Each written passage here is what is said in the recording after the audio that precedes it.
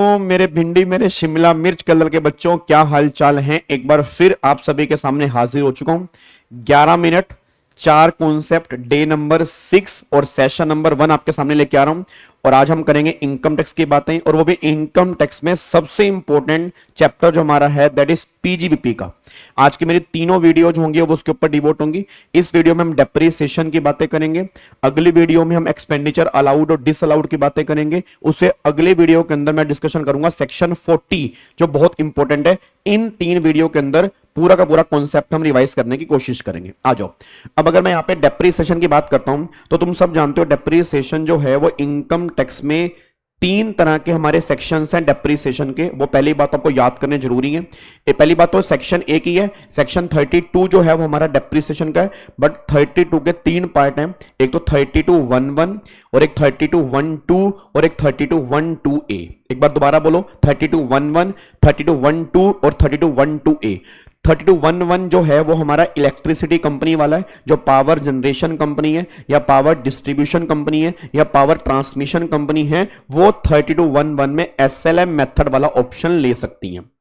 But जो 32(1)(2) है और 32(1)(2)(a जो है, 32(1)(2) नॉर्मल डेप्रिसिएशन और 32(1)(2)(a जो है वो एडिशनल डेप्रिसिएशन है। बट याद कर, मैंने क्लास के अंदर भी कहा था कि एडिशनल डेप्रिसिएशन उन्हीं को मिलेगा जो नॉर्मल डेप्रिसिएशन के लिए 32(1)(2) को ऑप्शन लेंगे। 32(1)(1) अगर इलेक्ट्रिसिटी कंपनी एसएलएम मेथड वाला ऑप्शन लेके चलती है 32(1)(1) में, वो एडिशनल क्लेम नहीं कर सकती। बात समझ में आ रही है? मतलब एडिशनल अगर क्लेम करना है तो 32(1)(2) में आना पड़ेगा। 32(1)(2) के साथ तुम 32(1)(2)(a पढ़ सकते हो, 32(1)(1) के साथ तुम 32(1)(2)(a नहीं पढ़ सकते। एक बात और ध्यान सुनना, एडिशनल डेप्रिसिएशन जो है वो सिर्फ तब मिलेगा अगर आपने नॉर्मल रिजीम ली है। नॉर्मल का मतलब पुरानी रिजीम ली है, पुरानी का मतलब रेगुलर रिजीम ली है, तब जाके आपको 32(1)(2)(a मिलेगा। नहीं तो नॉर्मल डेप्रिसिएशन जो है वो दोनों स्कीम के अंदर मिलेगा, नॉर्मल स्कीम हो डिफॉल्ट स्कीम हो। बट एडिशनल सिर्फ जो मिलेगा वो नॉर्मल स्कीम वालों को मिलेगा, डिफॉल्ट स्कीम वालों को नहीं मिलेगा। ऐसा करते हैं, पहले एसएलएम मेथड वाला फंडा समझ लेते हैं। जब भी हम एसएलएम मेथड की बात करेंगे तो आपके साथ में 3 सेक्शन साथ में चिपक जाएंगे। अब 3 सेक्शन एसएलएम के साथ में कौन कौन से चिपकेंगे? एक तो हमारा 32(1)(1), साथ साथ रिकॉल करना, ये 11 मिनट का तभी फायदा है। 32(1)(1), फिर एक 32(1)(1), 32(1)(3 और उसके साथ में फिर हमारा होगा सेक्शन नंबर 41(2) और एक सेक्शन 50 कैपिटल ए। दोबारा से बोलो, एक तो हमारा साथ में आएगा 32(1)(1), 32(1) में साथ 32(1)(3), यहां पे 1(3) आएगा, फिर 41(2) आएगा और 50A आएगा। सर 32(1)(1) किसका है? ये एसएलएम मेथड का है। 32(1)(3) किसका है? ये टर्मिनल डेप्रिसिएशन का है। सेक्शन 41(2) किसका है? ये बैलेंसिंग चार्ज का है। और 50A किसका है? ये कैपिटल गेन का है।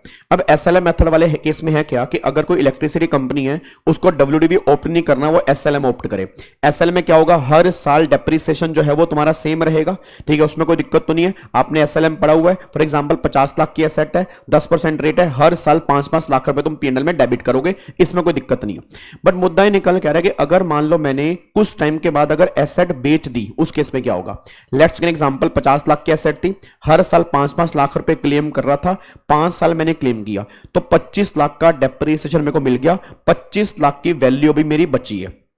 अब मैंने क्या कर दिया? वो एसेट मैंने बेच दी। अब गवर्नमेंट कहती है सुन, अब तूने जितने की एसेट बेची, अगर वो तेरा सेल प्राइस तेरी डब्ल्यूडीवी से कम है, अच्छा मेरे डब्ल्यूडीवी कितनी बची है? डब्ल्यूडीवी बची 50 में से 25 लाख का डेप्रिसिएशन, मेरी 25 लाख की डब्ल्यूडीवी बची। अब अगर मान लो मेरा सेल प्राइस 20 लाख है, सेल प्राइस 20 लाख है, डब्ल्यूडीवी 25 लाख रुपए है, तो उसको आप लॉस नहीं बोलोगे, उसको बोलोगे टर्मिनल डेप्रिसिएशन। इट मींस अगर तुम्हारा सेल प्राइस तुम्हारी डब्ल्यूडीवी से कम है, जो बैलेंस बचेगा वो टर्मिनल डेप्रिसिएशन है, उसको पीएनएल में तुम डेबिट कर लो, कोई दिक्कत वाली बात नहीं। बट अगर तुम्हारी डब्ल्यूडीवी 25 लाख है और तुमने वो मशीन बेची 40 लाख की, तो 25 और 40 15 लाख रुपए का तुम्हें फायदा हो गया। इसको इनकम टैक्स में बैलेंसिंग चार्ज के नाम से टैक्सेबल करेंगे।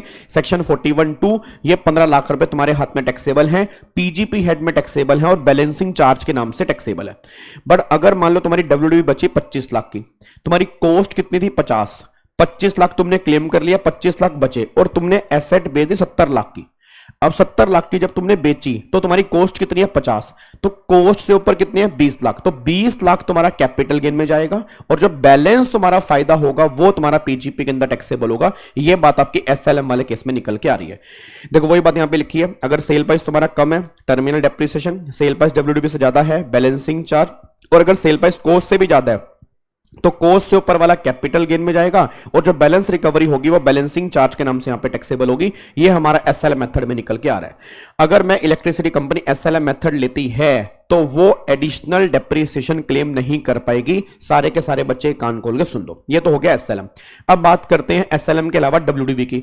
अब डब्ल्यूडीवी के लिए मेरे को लेना पड़ेगा 3212। अब 3212 जो है वो नॉर्मल डेप्रिसिएशन है। सर नॉर्मल डेप्रिसिएशन किसको मिलता है? हर एक पर्सन को मिलता है। ये सेक्शन इंडिविजुअल पर भी है, कंपनी पर भी है, फर्म पर भी है, सब पर है। और फिर ये हर एसेट पे है, चाहे वो टेंजिबल हो चाहे वो इंटेंजिबल हो, चाहे वो नई एसेट हो चाहे वो पुरानी एसेट हो। बस कुछ कंडीशन है। कंडीशन ये है कि इन एसेट को अपने बिजनेस और प्रोफेशन में यूज किया हो। इट मींस अगर पर्सनल यूज करूंगा तो पर्सनल यूज वाली एसेट की वैल्यू तो डेप्रिशिएट होती है, बट उस पर तुम इनकम टैक्स में डेप्रिसिएशन क्लेम नहीं कर सकते।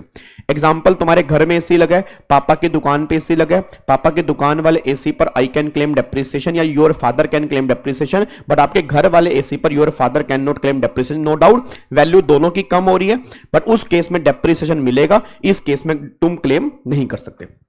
उसके बाद अब डेप्रिसिएशन जो हमें क्लेम करना होता है इनकम टैक्स में, वो किस वैल्यू पे क्लेम करते हैं? सर वो वैल्यू हमारी होती है डब्ल्यूडीवी।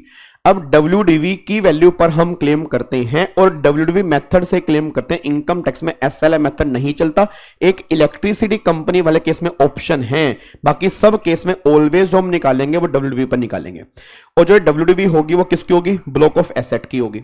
सिंगल एसेट मेथड हम फॉलो नहीं करते। ब्लॉक ऑफ एसेट का मतलब क्या होता है? सेम नेचर सेम परसेंटेज का एक ग्रुप बन जाएगा। मैं दोबारा बोलूंगा, सेम नेचर सेम परसेंटेज का एक ग्रुप बन जाएगा। तो जो सेम नेचर की एसेट होंगी सेम परसेंटेज की होंगी, उनका एक पूरा ब्लॉक बनाएंगे, उस ब्लॉक पर हम क्लेम करेंगे डेप्रिसिएशन। ये बातें हमारे 3212 के अंदर निकल के आती हैं। सर रेट क्या होंगे? रेट तुम्हें नॉर्मली क्वेश्चन में दिए होंगे, कुछ रेट आपको याद करने हैं। फॉर एग्जांपल मशीनरी का जनरल रेट जो है वो 15% है, ठीक है। बिल्डिंग का जनरल रेट जो है वो 10% है, फर्नीचर का 10% है, इंटेंजिबल का 25% है। फिर कंप्यूटर वाले केस में, लैपटॉप वाले केस में 40% रेट है, बुक्स वाले केस में 40% रेट है, फिर शिप वाले केस में 20% रेट है। तो मतलब अलग अलग रेट हैं। नॉर्मली वो तुम्हें क्वेश्चन में दिए होंगे, कुछ रेट बस हमें याद करके चलने हैं, बस ये पर ध्यान दो। अब बच्चा कह रहा है सर डेप्रिसिएशन मतलब कब निकालेंगे, किस साल से निकालेंगे? जब हमने परचेस की। नहीं, जिस भी ईयर में तुमने एसेट को पुट टू यूज किया होगा। दोबारा बोलूंगा, जब तुमने परचेस किया उस साल नहीं, तुमने पुट टू यूज किस साल किया? जिस भी ईयर में तुमने एसेट को पुट टू यूज किया होगा उस साल से तुम्हें डेप्रिसिएशन मिलना स्टार्ट हो जाएगा। सर कितना मिलेगा? नंबर ऑफ डेज के बेस पर मिलेगा? नहीं, इनकम टैक्स में नंबर ऑफ डेज वाला कॉन्सेप्ट नहीं होता। इनकम टैक्स में क्या कॉन्सेप्ट है? आपने इस साल एसेट को पुट टू यूज किया तो इसी साल तुम पूरी वैल्यू पर डेप्रिसिएशन क्लेम कर लो, कोई दिक्कत नहीं है। पर हां, अगर जो यूज तुमने किया अगर वो यूज लेस देन 180 डेज के लिए, मतलब जिस साल तुमने परचेस किया उसी साल में तुमने पुट टू यूज कर लिया और यूज किया लेस देन 180 डेज के लिए, तो डेप्रिसिएशन जो है फिर वो फुल नहीं मिलेगा, हाफ मिलेगा। हाफ का मतलब यह है कि अगर 15% है तो 7.5% मिलेगा, अगर 20% है तो रेट 10% मिलेगा। वो डिपेंड करता है कि पुट टू यूज कितने दिन के लिए। अगर put to use less than 180 days के लिए है तो हाफ रेट ऑफ डेप्रिसिएशन जो है वो तुम क्लेम कर पाओगे, फुल क्लेम नहीं कर पाओगे। बस ये पर ध्यान दो। एक बात और सुनना, ये हाफ वाला पॉइंट सिर्फ तभी एप्लीकेबल होगा कि अगर आपने परचेज एंड यूज अगर दोनों सेम ईयर में किए। अगर आपने परचेज यहां पर किया, यूज अगले साल किया और यूज किया लेस देन 180 डेज के लिए, तो उस साल जब डेप्रिसिएशन मिलेगा वो पूरा मिलेगा, हाफ नहीं मिलेगा।